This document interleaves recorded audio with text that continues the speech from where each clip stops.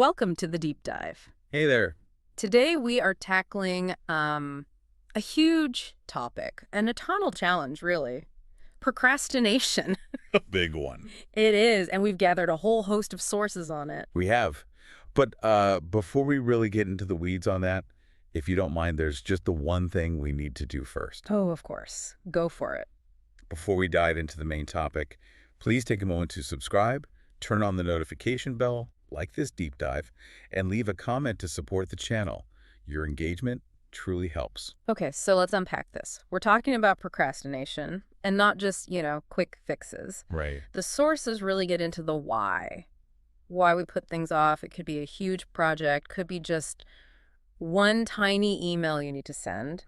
Our mission here is to give you a shortcut to turn that feeling of I'll do it later into, the satisfaction of I did it now. And what's so fascinating is that the sources, right off the bat, they completely reframe the problem. How so? They all say, look, you're not lazy, you're not flawed, you're just human. That's a relief to hear.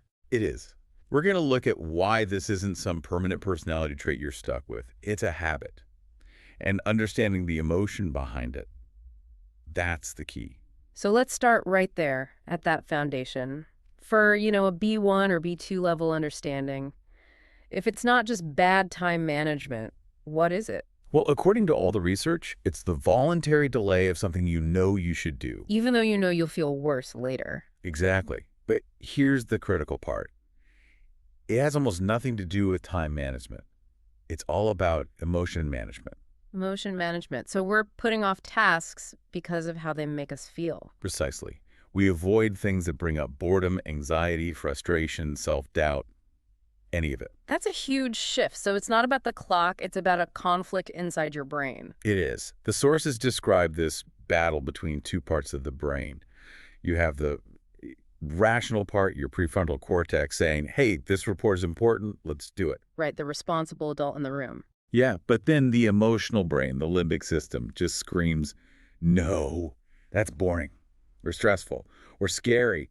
Let's go look at something shiny instead. And the shiny thing always wins. It often does, because the brain is wired to seek comfort right now over some abstract success later. And that creates that vicious cycle the research talks about, right? The emotional cycle, yeah. It starts with a plan.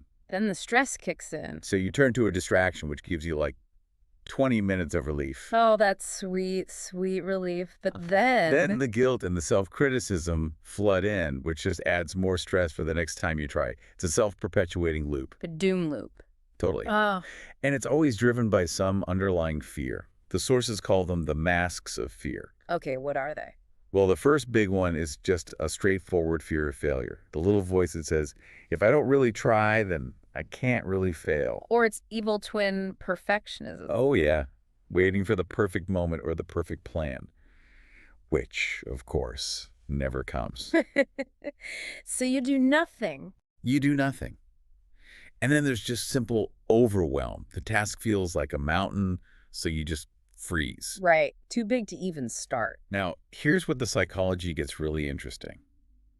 Scientists have a term for this preference for now versus later. Okay. They call it time inconsistency. Time inconsistency. Yeah, procrastination is basically a form of short-term mood repair. Your present self is prioritizing its emotional state over everything else. But why? I mean, if you know the outcome will be better tomorrow, shouldn't the rational brain win that fight more often? Logically, you'd think so. But psychologically, your future self, it feels like a stranger. Huh. Like it's not really you. Exactly. The person who gets the benefit of your hard work today isn't the one feeling the pain right now. So your present self just says, you know what, future me can deal with this. And future me always regrets that decision. Always.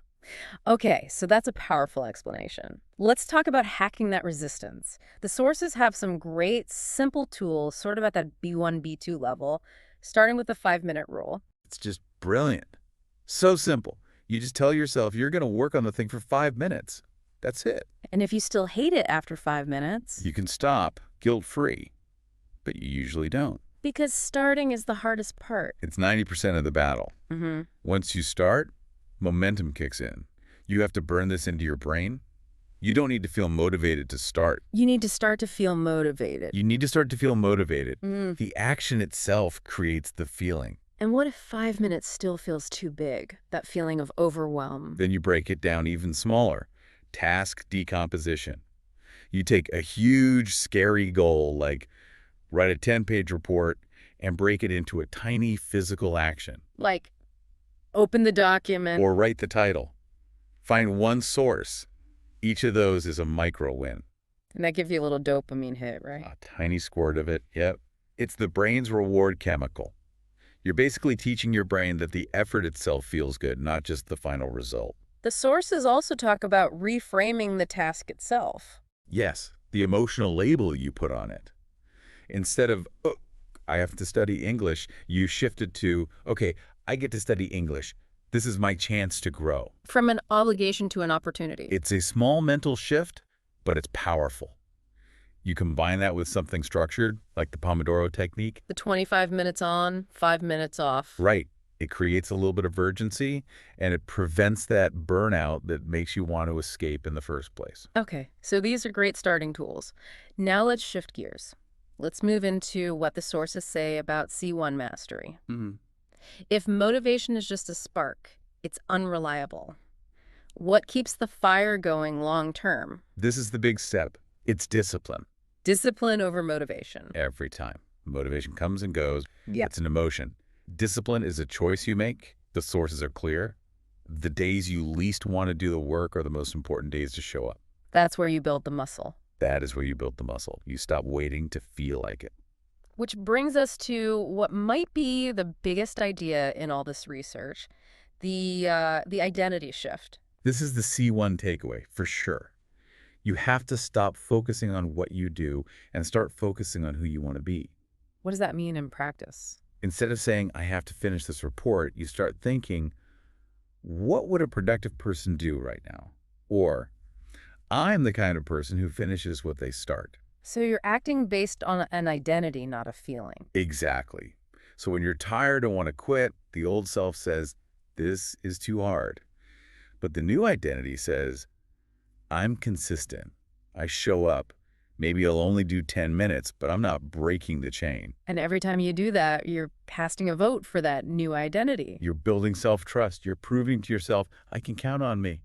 But to make that practical, you need to know what you're actually doing. Vague goals are killers for this. Well, total paralysis. Get in shape or start a business, your brain just shuts down, which is why the sources all bring up SMART goals. Specific, measurable, achievable. Relevant and time-bound.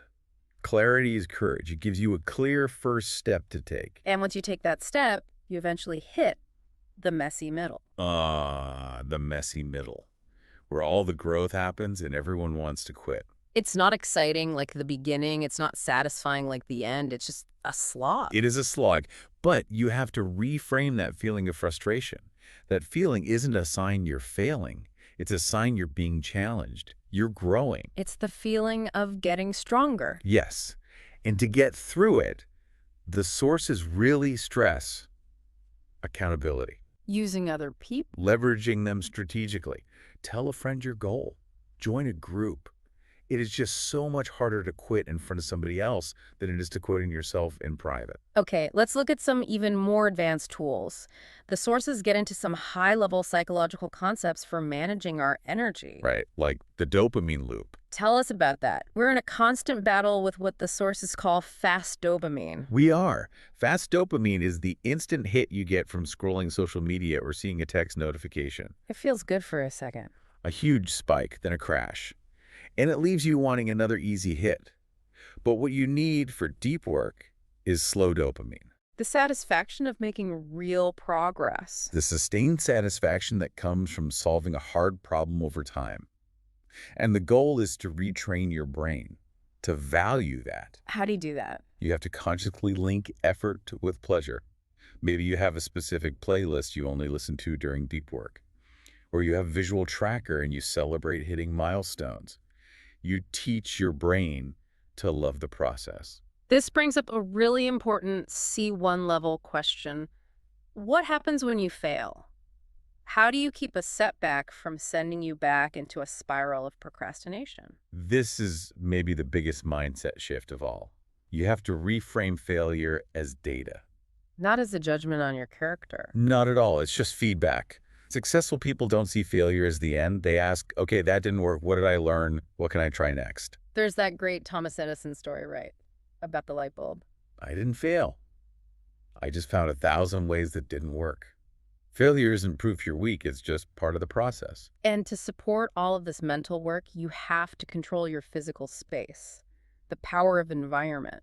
Hugely important. If your phone is on your desk, face up, buzzing, you've already lost the battle. So the advice is simple things, right? Phone in another room. Clean desk. Create a ritual. Putting on noise-canceling headphones, making a specific cup of tea. You're sending a signal to your brain. It's focus time now. And the final piece, the glue that holds it all together, is self-compassion. It sounds soft, but it's a superpower.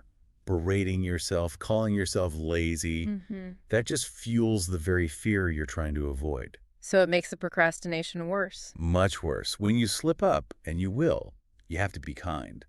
Okay, I didn't manage my emotions well today. I'll try again tomorrow. That kindness is what builds resilience. So after all this, what's the big takeaway for you, the listener?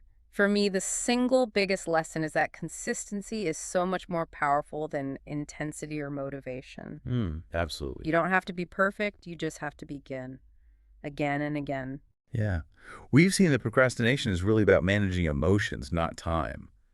We've seen that discipline will take you where motivation can't, and that the biggest win comes from that identity shift. Seeing yourself as someone who follows through.